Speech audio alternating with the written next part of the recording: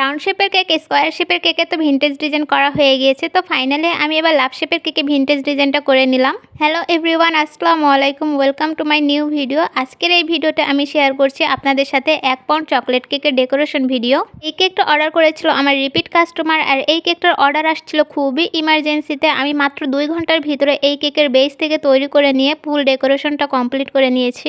Order নেওয়ার সময় আমি বলেই দিয়েছিলাম যেহেতু এত ইমার্জেন্সি কেক লাগবে, আমি কিন্তু কোনো কাস্টমাইজ ডিজাইন করতে পারবো না, আমি আমার পছন্দ মতো কিন্তু ডেকোরেশনটা করে দিব।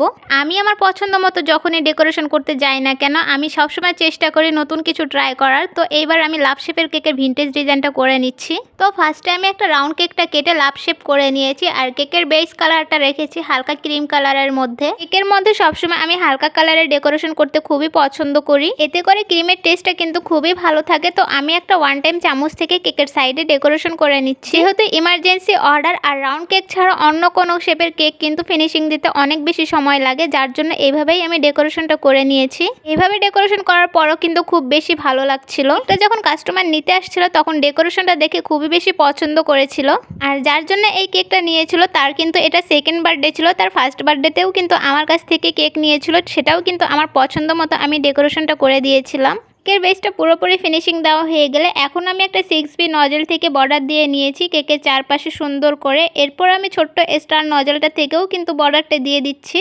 আর ভিনটেজ ডিজাইন ডেকোরেশন করব 6B আর স্টার নজল হবে না, এটা তো হতেই পারে না। কেকের উপরে ডেকোরেশন করে নেওয়ার পাশাপাশি আমি কিন্তু কেকের নিচেও নজলটা থেকে ডেকোরেশন করে নিচ্ছি। তো আপনারা অনেকেই আছেন যারা আমার লোকেশনের বাইরে থেকে কিন্তু কেকের অর্ডারটি করতে চান। কেক যেহেতু খুবই সেন্সিটিভ জিনিস, এটা কিন্তু দূরে কোথাও ডেলিভারি দেওয়া সম্ভব না। আর আমাদের লোকেশন হলো খালিশপুর খুলনা, আর খুলনা সিটির মধ্যে কিন্তু হোম ডেলিভারি দেওয়া হয়। পিক আপ পয়েন্টেরও অপশন আছে, আপনারা যারা কেক এসে নিয়ে যেতে চান তারাও কিন্তু এসে কেকটি নিয়ে যেতে পারবেন। ও কেকের ডেকোরেশন কিন্তু প্রায় মোটামুটি কমপ্লিট হয়ে গিয়েছে। পার্সোনালি বলতে গেলে আমার কিন্তু এই কেকের ডেকোরেশন প্লাস কালারটা খুবই বেশি পছন্দ হয়েছে। এখন আবার অনেকেই বলতে পারে নিজেই বানিয়েছে, আবার নিজেই প্রশংসা করছে। আসলে আমার এই কেকের ডেকোরেশনটা কিন্তু অনেক বেশি সুন্দর হয়েছে।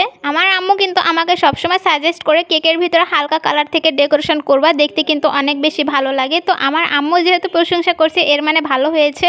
কেকের উপরে নজলের ডেকোরেশন কমপ্লিট হওয়ার পর কিন্তু এখন আমি দিয়ে দেবো কেকের ভিতরে সুগার বল। আর সুগার বল দিলে কিন্তু অনেক বেশি ভালো লাগে, যে কোনো সিম্পল কেকের ভিতরেও কিন্তু সুগার বল দিলে অনেক বেশি আকর্ষণীয় লাগে দেখতে। ডেকোরেশনটা কমপ্লিট হয়ে যাওয়ার পর কিন্তু আমি এই পর্যায়ে ভাবছিলাম এত সুন্দর কেকের উপরে যদি আমি নাম লিখতে গিয়ে নামটা যদি ভালো না হয় তাহলে কিন্তু ফুল কেকের ডেকোরেশনটাই ভালো লাগবে না দেখতে।